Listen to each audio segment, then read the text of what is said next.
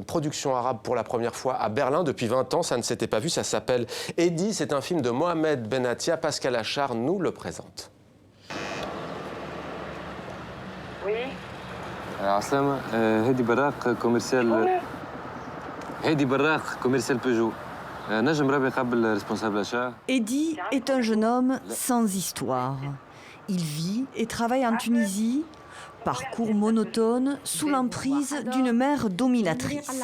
Jusqu'à la rencontre avec Rim, une révolution personnelle pour Eddie.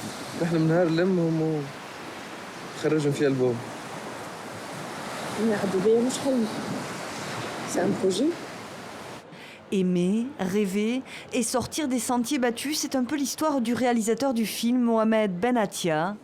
Lui aussi faisait du porte-à-porte pour vendre des voitures. En 2000, il se lance dans le cinéma. L'idée d'Eddie, son premier long métrage, éclot en 2011, en plein printemps arabe.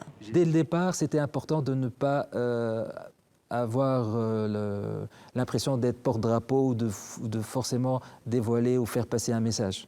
Qu'il soit pessimiste ou optimiste, c'est plus, j'espère, un ressenti et une émotion qui va parvenir au spectateur. La possibilité de suivre une autre voie sous le règne du président Ben Ali, un espoir qui n'était pas permis. Cette censure politique anesthésie un petit peu tout le monde. C'est qu'on finissait par nous vider de notre propre curiosité envers les autres et que tout le monde était un peu amorphe à tout ce qui se passait autour de lui, un peu comme Heidi au début du film. Se réveiller, rêver, mais faire face également à la réalité compliquée. Ce premier long métrage en compétition au Festival de cinéma de Berlin nous raconte aussi la Tunisie à l'horizon pas si bleu et dessine le portrait d'une jeunesse confrontée aujourd'hui à une question inévitable, rester ou partir.